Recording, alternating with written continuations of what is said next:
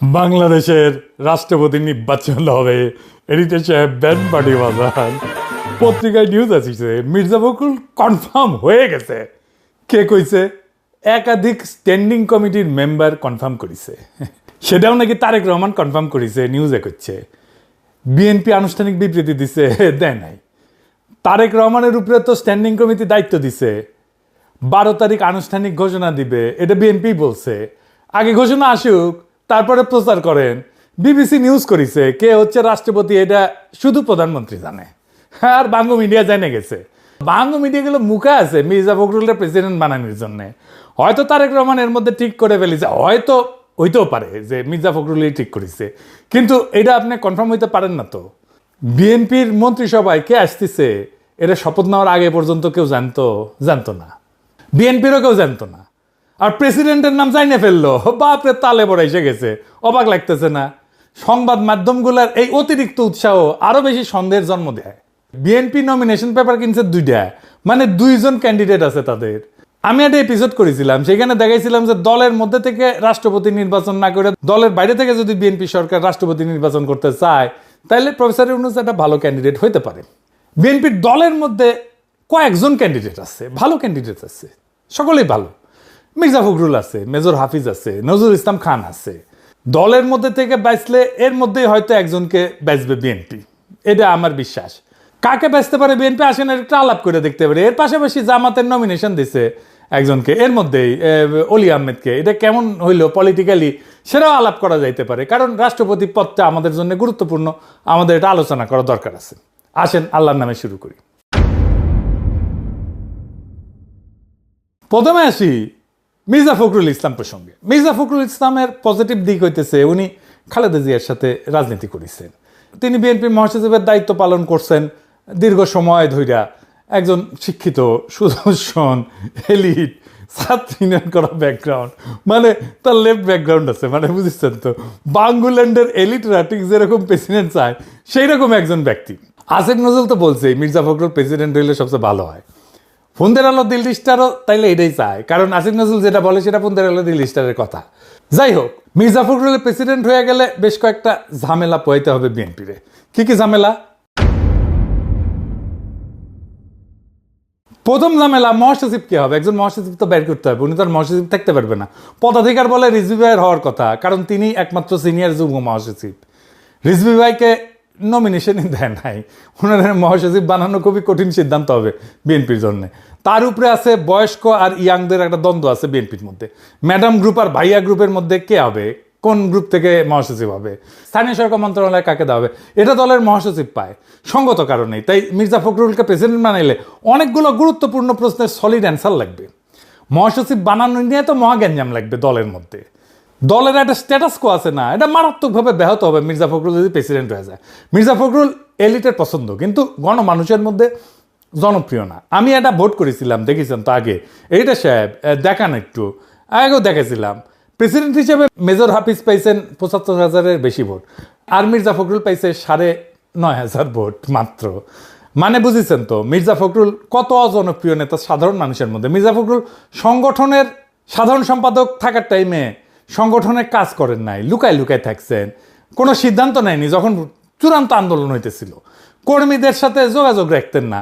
এটা খুবই সাধারণ অভিযোগ ছিল। শুধু তাই না, শমশের মবিন চৌধুরীর সাথে তারেক রহমানের একটা ফোন কল লিক হয়েছিল প্রায় 12 বছর আগে। তখন বিএনপি মাঠে খিচ্ছে আন্দোলন করিচ্ছে, তখন তারেক রহমান কি বলেছিল মির্জা ফখরুলের নিয়ে শুনেন। এটা হয়তো আজকালকার চায়নারা জানে না, শুনেন এটা সাহেব শোনান।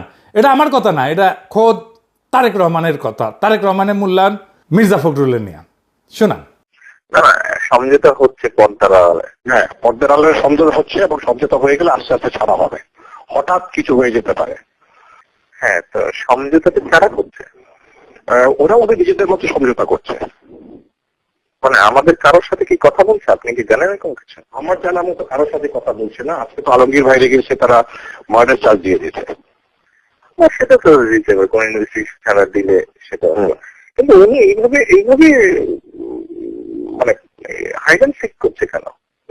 পলিটিক্যাল লিডার একজন, পলিটিশিয়ান, তাই না? আলমগীর সাহেব, এটা আমরা একটু করে যাবো।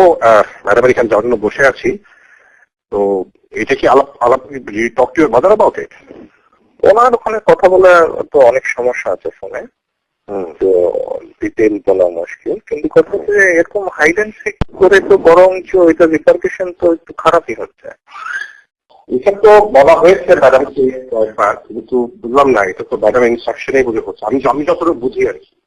ঠিক আছে, আমার মনে হয় না এরকম কোন কি বোঝাচ্ছে। সে যদি পালিয়ে থাকে, সে আন্দোলনেও নেতৃত্ব দিতে পারবে না, কোন রকম কথা বলতে পারবে না, সে তো চুপ করে হাইড অ্যান্ড সিকই আছে, তো লাভটা কি হচ্ছে? এটা আরো খারাপ হচ্ছে। তো ডিস্ট্রিক্টের নেতারা কর্মীরা ওরা মার খাচ্ছে আর উনি পালিয়েছে, তো লাভটা কি হচ্ছে তাহলে? মানে এটার বেনিফিটটা কি হচ্ছে? কোনো বেনিফিটটা হচ্ছে না।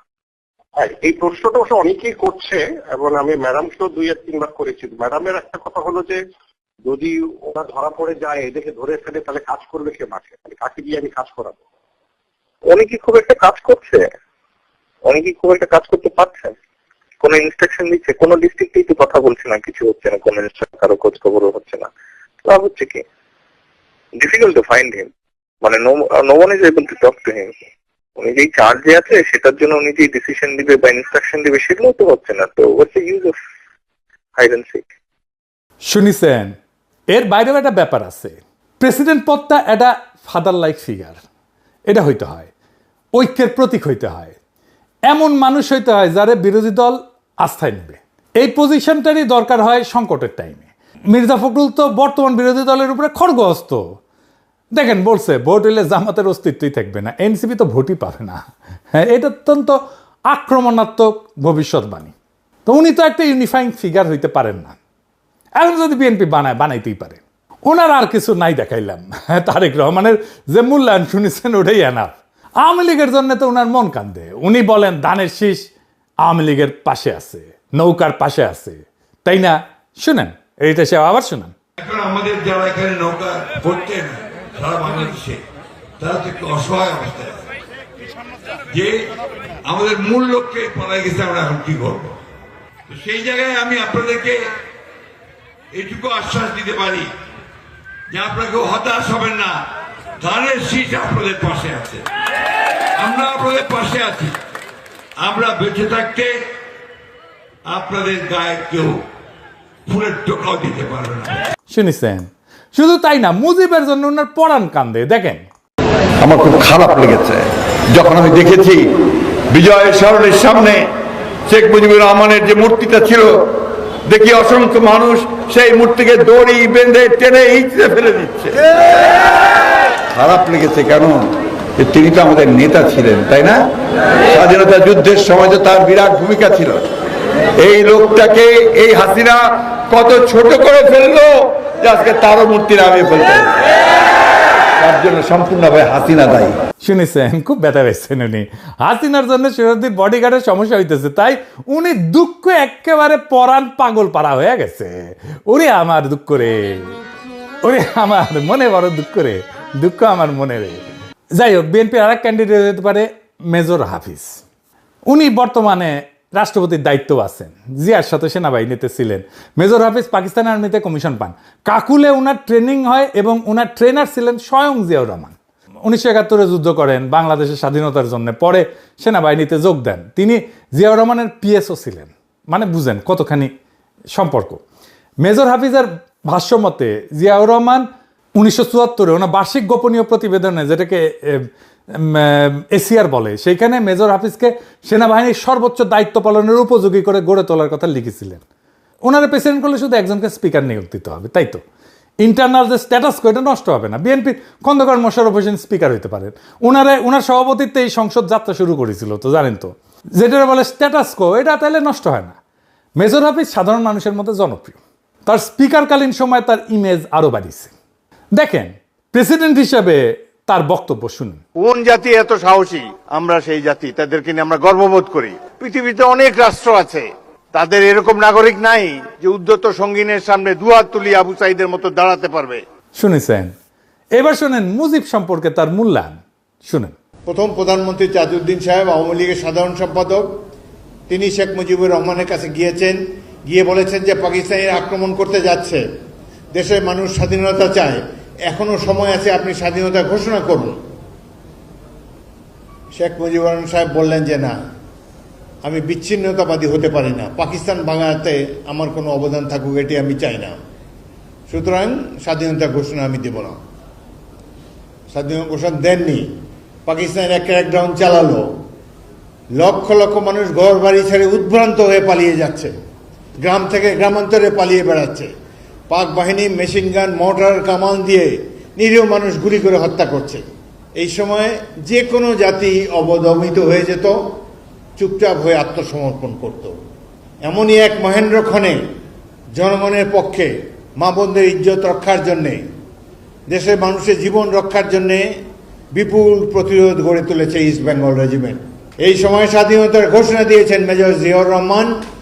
এটি হলো প্রকৃত সত্য। শুনিছেন, তার একটা অভিভাবক সুলভ ইমেজ দাঁড়ায় গেছে। বিরোধী দলের মধ্যেও তার ইমেজ খুবই ভালো, খুবই পছন্দ করে। সংসদে তো জারি উনি যা দেন সেটা সরকারি দলের লোকদেরকেই দেন। এই যে দেখেন, পার্থরে ইসলামী ব্যাংক প্রসঙ্গে সে জারি দিছিল, কঠিন জারি দিছিল। হ্যাঁ, এটা উনি আপনার কাছ থেকে কেন জানতে চাইলেন? আপনি তো ইসলামী ব্যাংকের কিছু না। না, আমার আগের বক্তব্যে এই ব্যাপারটা ছিল, যেহেতু উনি রেফার করেছেন তাই, যে এটা একটা ভুল মেসেজ যায় আর কি। আমার ধারণা যে কেউ চাকরি করতে পারে ইসলামী ব্যাংকে, তবে যেহেতু ইসলামী ব্যাংকের কথা ইসলামের একটা অংশ এবং রিবাকে হারাম করা হয়েছে কোরআনে, আই এম শিওর যারা বোর্ডে বসবে তারা ইসলামিক ভ্যালুটা আপহোল্ড করবে, এবং আমার ধারণা ওখানে মনে হয় না কোনো নন মুসলিমের স্থান ওখানে থাকবে, আমার ধারণা যেটা। আমি লক্ষ্য করেছি এই সংসদে অনেক অনুমান নির্ভর কথাবার্তা হয়। বাবু গয়েশ্বরচন্দ্র রায় আপনাকে রেফার করার কোনো কিছুই না, আপনি ইসলামী ব্যাংকের কোনো কর্মকর্তা না, ইসলামী ব্যাংক সম্বন্ধে কোনো ধারণা নাই। এই ব্যাপারে ইসলামী ব্যাংকের গভর্নিং বডির কেউ যদি এখানে থাকে, উনি দাঁড়িয়ে হয়তো বলতে পারতেন, যার এই ব্যাংক পরিচালনা সম্পর্কে যার অভিজ্ঞতা আছে।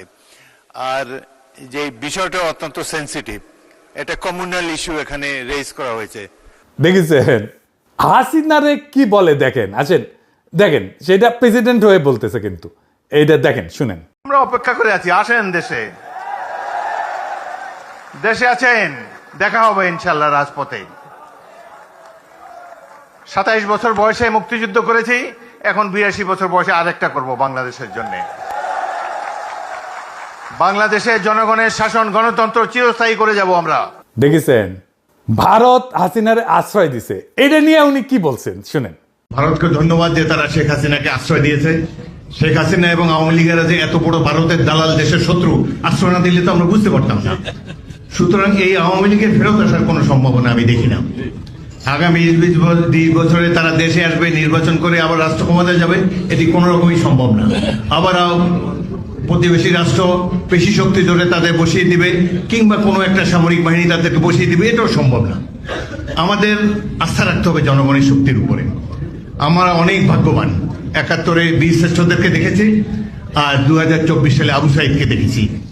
শুনেছেন, ভারতের কিছু কিছু পলিটিশিয়ান এ কইছে বাংলাদেশকে দখল করে নেব। মিডিয়া তো একেবারে যে ময়ূক টয়ুক আছে না, রিপাবলিক টিভি ইত্যাদি, কি আছে না, ওগুলো তো কয়। তখন উনি কি বলছিলেন এই যে বাংলাদেশ দখল করে নেওয়া প্রসঙ্গে, শুনেন। ভারত কেন, আমেরিকাও এসে কোনোদিন বাংলাদেশ দখল করতে পারবে না। Come and try. অত্যন্ত দুঃখ লাগে, আমার দেশে পতাকা পোড়ানোর তুমি কে? What have you done? শুনেছেন, 1971-এ ভারত সাহায্য করেছে, অনেকে তো কাইট হয়ে পড়ে যায় যারা মুক্তিযুদ্ধ করে, কিন্তু উনি একজন খেতাবপ্রাপ্ত মুক্তিযোদ্ধা হওয়া সত্ত্বেও উনি কি বলছেন দেখেন ভারত প্রসঙ্গে। ভারতীয় সরকার আমাদের বন্ধু ছিল 71 সালে, কিন্তু স্বাধীনতার পর থেকেই আমরা লক্ষ্য করেছি তারা 71-এ তারা আমাদের জন্য যে সাহায্য সহযোগিতা করেছে সেটি উদ্ধার করার জন্য অতি ব্যস্ত। বাংলাদেশের প্রত্যেকটি ক্ষেত্রে তারা হস্তক্ষেপ করেছে। রামপাল বিদ্যুৎ কেন্দ্র থেকে শুরু করে দেশের ভিতর দিয়ে ট্রানজিট এবং অন্যান্য প্রত্যেকটি প্রকল্পে বাংলাদেশের নতজানু সরকার, আওয়ামী লীগের সরকার, শেখ হাসিনার সরকার বাংলাদেশের মানুষের স্বার্থ জলাঞ্জলি দিয়ে তারা এই দেশকে ভারতের একটি কলোনি বানিয়ে দিয়েছিল। দেশের জনগণকে বাধ্য হয়ে দীর্ঘদিন সংগ্রাম করে এই মাফিয়া সরকারকে অপসারিত করা হচ্ছে। শুনেছেন, মমতা ব্যানার্জি একটা খুব মারাত্মক বাজে কথা বলছিল, আমরা কিছু বলি নাই উনারে, যাই হোক, কিন্তু উনি ছাড়েন নাই। বাংলাদেশের সংখ্যালঘুদের উদ্ধারের জন্য মমতা একটা উক্তি করছিল, সেটার বিরুদ্ধে কি বলছিলেন উনি, এটা শুনুন। মমতা ব্যানার্জিকে ভালোই মনে করতাম, সৎ, ভালো মহিলা, সাদাসিধা চাল চলন। তিনি চৌদ্দ বলেছেন শান্তিরক্ষী বাহিনীকে আমন্ত্রণ জানাতে চান বাংলাদেশের সংখ্যালঘুদের রক্ষা করার জন্য। কত বড় মিথ্যাচার!